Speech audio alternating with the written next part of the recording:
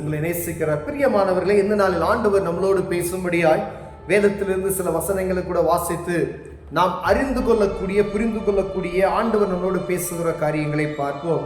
அது லூக்காவின் புஸ்தகம் 5வது அதிகாரம் 4வது வசனம், 5வது வசனம், 6வது வசனம் இப்படியாக சொல்லுகிறது. அவர் போதகம் பண்ணி முடித்த பின்பு சீமோனை நோக்கி, ஆழத்திலே தள்ளி கொண்டு போய் மீன் பிடிக்கும்படி உங்கள் வலைகளை போடுங்கள் என்றார். அதற்கு சீமோன், ஐயரே, ராமுழுதும் நாங்கள் பிரயாசப்பட்டு ஒன்றும் அகப்படவில்லை, ஆகிலும் உம்முடைய வார்த்தையின்படியே வலையை போடுகிறேன் என்றான். அந்தபடியே அவர்கள் செய்து தங்கள் வலை கிழிந்து போகத்தக்கதாக மிகுதியான மீன்களை பிடித்தார்கள். அப்பொழுது மற்ற படவில் இருந்த கூட்டாளிகளும் வந்து தங்களுக்கு உதவி செய்யும்படி செய்கை காட்டினார்கள். அவர்கள் வந்து 2 படவுகளும் அவிழத்தக்கதாக நிரப்பினார்கள். சீமோன் பேதுரு அதை கண்டு இயேசுவின் பாதத்தில் விழுந்து, ஆண்டவரே, நான் பாவியான மனுஷன் என்றான். பிரியமானவர்களே, கர்த்தருடைய பிள்ளைகளாகிய கிறிஸ்தவர்களாய் இருக்கக்கூடிய அநேக மீனவர்கள் உண்டு. போட் வைத்திருக்கிறவங்க, லாஞ்ச் வைத்திருக்கிறவங்க, படகு ஃபைபர் வைத்திருக்கிறவங்க இருக்கிறீங்க.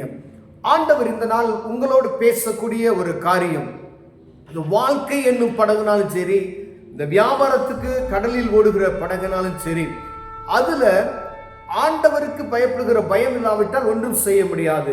இங்கு ஆண்டவர் சொல்லுகிறார், அவர் போதகம் பண்ணி, அவர் போட்ல உட்கார்ந்து போதகம், ஒரு வல்லம் இருக்கிறது, அந்த வல்லத்துல உட்கார்ந்து ஜனங்களுக்கு போதகம் பண்ணுகிறார், சுவிசேஷத்தை அறிவிக்கிறார் ஜனங்களுக்கு. அதை சொல்லிக்கொண்டு அவர்கள் சுவிசேஷத்தை அறிந்தபடி அப்படியே சீசர்கள் போட்ல உட்கார்ந்துருக்காங்க. எல்லாமே அவர்கள் மீன்பிடி எல்லா பொருட்களோடு இருக்கிறாங்க. அப்ப அப்படியே கொஞ்சம் ஆழத்துல தள்ளி கொண்டு போய் பாருங்க, போடுங்க அப்படின்னு சொல்றாரு. கொஞ்சம் ஆழத்துக்கு போட்டை கொட்டிட்டு போங்க அப்படின்னு சொல்றாரு. முதல்ல பார்த்தீங்கன்னா, கடந்த நாட்கள்ல கரையில 200 முழ தூரத்துல ஆண்டவர் அற்புதங்களை செய்ததை நாம் பார்க்க முடியுது. கொஞ்சம் ஆழத்துல தள்ளி கொண்டு போ அப்படின்னு சொல்றாரு. சில நேரங்களில் கரையில போடு அப்படின்னு சொல்றாரு, சில நேரங்களில் ஆழத்துல நீ தள்ளி கொண்டு போ அப்படின்னு சொல்றாரு. அப்ப சீமோன் பேதுரு என்ன சொல்றாரு பாருங்க, ஆண்டவரே, முழுவதும் நாங்க பிரயாசப்பட்டோம், இரவு முழுவதும் நாங்க பிரயாசம், ஒன்றும் அகப்படல ஆண்டவரே அப்படின்னு சொல்றாங்க. ஆனாலும் ஆண்டவர், அதற்கு சீமோன், ஐயரே, முழுவதும் நாங்கள் பிரயாசப்பட்டோம், ஒன்றும் அகப்படவில்லை, ஆகிலும் உம்முடைய வார்த்தையின்படி நான் செய்கிறேன் அப்படின்னு சொல்றாரு. இப்ப ஆண்டவர் சொல்ற வார்த்தையின்படி நான் ஆழத்துல கொண்டு போய் நீ வலைய போடு அப்படின்னு சொல்றாரு. அநேக மீன்களை, 2 போட்டு அமிழத்தக்கதான மீன்களை பிடிக்கிற ஒரு நிகழ்ச்சி இந்த இடத்துல எழுதி வைக்கப்பட்டு இருக்கிறது. பிரியமானவர்களே, அப்ப என்ன செய்யணும், அவங்களுக்குள்ள ஒரு பிரமிப்பு உண்டாகுது. ஆண்டவர் அவர்களுக்கு தெரியும், இயேசு கிறிஸ்துவை அறிந்து கொண்டார்கள். ஆனாலும் அவர்களுக்குள்ள காணப்படுகிற ஒரு காரியத்தை பாருங்க, ஒரு பிரமிப்பு உண்டாகுது. போட்டே ரொம்பிருச்சு, முழுவதும் நாங்க பிரயாசப்பட்டோம், போய் வலைய போடுன்னு சொன்னாரு.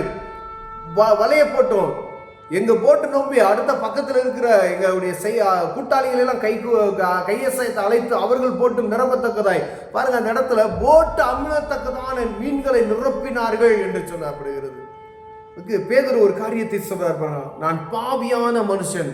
உடனே ஆண்டவர் இருதயத்தில் உணர்த்தக்கூடிய ஒரு காரியம், நான் பாவியான மனுஷன், என் பாவத்தை மன்னிங்க அப்படின்னு சொல்றாரு. பாருங்க, எத்தனை அநேக பேர் போட்டு வைத்திருக்கிறீங்க, மீன் பிடிக்கிறீங்க, ஆனா இயேசுவை அறிந்திருக்கிறீங்க, அவர் உங்க படகுல வரலாம், அப்படி இருந்தாலும் தொழில் இல்லை, பாடு இல்லை அப்படின்னு சொல்லுகிறோம். ஆனா பாவ மன்னிப்பின் நிச்சயத்தை நீங்கள் பெற்றிருக்கிறீர்களா என்பதை ஆண்டவர் இதனோடு உங்களோடு பேசிக் கொண்டிருக்கிறார். பிரியமானவர்களே, ஐயா, பாவ மன்னிப்பின் நிச்சயத்தை நீங்கள் பெற்றிருக்கிறோம், பாவி என்கிற உணர்வு உண்டாகணும். அநேக காரியங்களுக்கு அடிமைப்பட்டு கிடக்கிறோம். என்ன பாவம் செய்கிறோம்? ஆண்டவராக இயேசு கிறிஸ்துவை அறிந்திருக்கிற நீங்களும் நானும், ஆண்டவர் சில காரியங்களை நமக்கு உணர்த்தும் பொழுது அந்த காரியங்களை விட்டு பேதுரு பார்க்கிறாரு, ஆண்டவர் அற்புதம் செய்கிறார், முழுவதும் பிரயாசப்பட்ட ஒண்ணும் இல்லை, அவர் வார்த்தையின் படி வலையை போட்டோம், அநேக மீன்களை ரொப்பிக்கொண்டோம் என்று சொன்னதுமே அவர் இருதயத்தில் குத்தப்படுகிற ஒரு காரியத்தை பார்க்கிறது. பிரியமானவர்களே, நீங்க பாவம் செய்கிறோம் என்கிற உணர்வு நமக்குள் எப்பொழுது வருகிறதோ ஆண்டவர் உங்களை ஆசீர்வதிக்க வல்லமையில் இருக்கிறார். இயேசு கிறிஸ்துவை கூட கூட்டிட்டு போவது மாத்திரமல்ல, நான் எல்லாம் செய்து கொண்டு ஆண்டவர் எனக்கு அற்புதம் செய்யணும் அப்படின்னு சொன்னா முடியவே முடியாது. பிரியமான, ஏதாவது ஒன்றை மேலும் இந்த பாவமான காரியங்கள், நீ ஒருவேளை மதுபானத்துக்கு அடிமைப்பட்டு இருக்கலாம், அதை விடுங்க. விக்கிர வழிபாட்டுக்கு அடிமைப்பட்டு இருக்கலாம், விடுங்க. இயேசுவை நோக்கி பார்க்கிறவர்கள் எல்லா பாவத்தை விட்டு விடுங்க. நீங்க கெட்ட வார்த்தை பேசலாம், இது ஒரு பாவம். நம்ம கோர்ட்ல இருக்கிறவங்க பாருங்க, அநேகம் பேர் என்ன செய்வாங்க, கெட்ட வார்த்தை பேசுவாங்க. பார்க்கணும் ஆண்டவர் சமூகத்தை எது பிரியமானதுக்கு. உங்க போட்ல பாட்டு கேளுங்க, நல்ல ஆண்டவர் பாட்டை கேட்டு கடல்ல போகும் பொழுது அவருடைய சத்தத்துக்கு செவி கொடுங்க, நல்ல பைபிள் வசனத்தை போட்டு விடுங்க. அப்போ ஆண்டவர் உங்களுக்கு அற்புதம் செய்ய வல்லமுள்ளவராக இருக்கிறார். பிரியமானவரே, இதை நீங்க செஞ்சு பாருங்க. ஐயா, என் போட்ல வருமானம் இல்லை, என் போட்ல தொக்கம் விழுந்து கொண்டு இருக்கிறது, அடிக்கடி இந்த காரியத்தை செய்கிறோம், ஆனா கர்த்தருக்கு கீழ்ப்படுகிற இருதயம் ஒன்றும் இல்லை. நம்மளும் பல மாம்சத்தின் வழியா என்னென்ன நம்ம செய்ய முடியுமோ அத்தனை காரியங்களும் நம்ம செய்வோம். ஆனா ஆண்டவருடைய வார்த்தைக்கு நம்ம என்ன செய்யறது?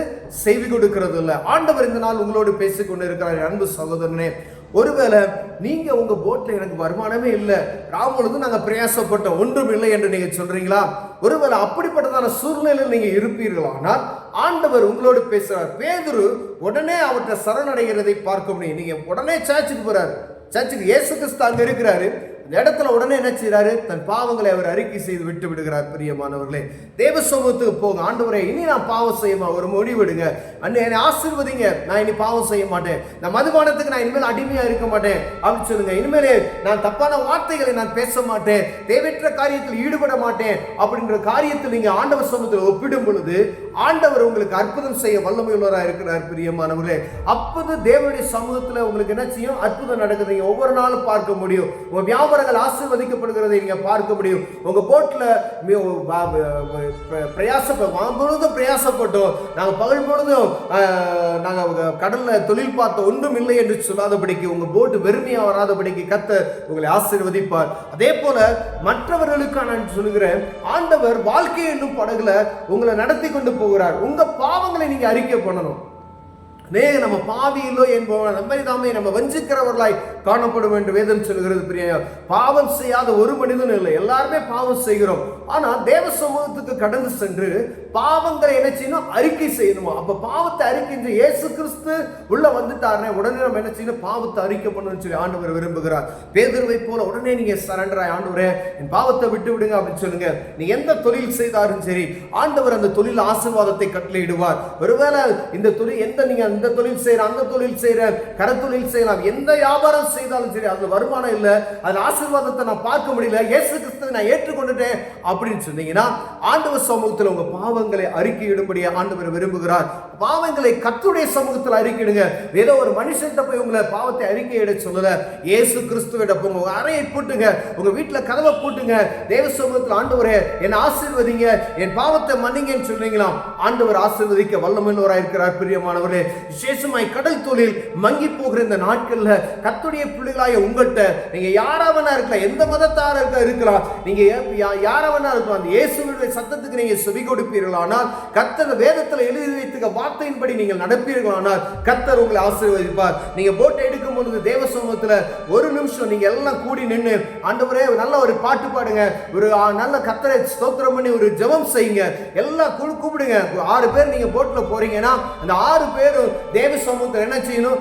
ஜெபம் பண்ணணும். கடல் தொழிலுக்கு போறோம், ஆண்டவரே எங்களோடு கூட பாருங்க, உங்க வார்த்தையின்படி நாங்கள் வளையப்படுகிறோம். உங்க இருதயத்தில் கேளுங்க, உங்க இருதயத்தில் ஆண்டவரே இப்ப எந்த இடத்துல நீங்க வளையப்படணும்னு சொல்லி ஆண்டவர் உங்க இருதயத்தில் பேசுவார். அந்த மற்ற இடத்துல என்னென்ன பாதுகாப்பு உங்களுக்கு தேவையோ அந்த பாதுகாப்புக்கான நீங்க ஜெபம் பண்ணி கடந்து செல்லுங்க. ஆண்டவர் உங்களுக்கு பெரிய காரியத்தை செய்வார். கண்களை மூடுவோம், ஜெபம் செய்வோம். அன்பின் தகப்பனே, ஆண்டவரே ஆழத்தில் போய் வலையை போடுங்கள் சொல்லி அநேக மீன்களை பிடித்தார்கள். ஆண்டவரே, அப்பொழுது உணரும்படியாய் பேதுருவுக்கு உணர்த்தினது போல எங்களுக்கு இந்த நாளில் உணர்த்தினதுக்காய் ஸ்தோத்திரம். ஆண்டவரே, எங்க பாவங்களை ஒரு விசை மன்னிப்பீராக. நாங்கள் அறியாதபடிக்கு, இது பாவம் என்று செய்யாதபடிக்கு ஆண்டவரே நாங்கள் அதை தொடர்ந்து செய்து கொண்டு வருகிறோம். ஆண்டவரே, அப்படிப்பட்டதான காரியங்களை எங்களை விட்டு தூரப்படுத்துங்க ஐயா. ஆண்டவரே, பிரசன்னத்தால் எங்களை மூடும். இயேசுவின் நாமத்தில் பிதாவே, ஆமென்.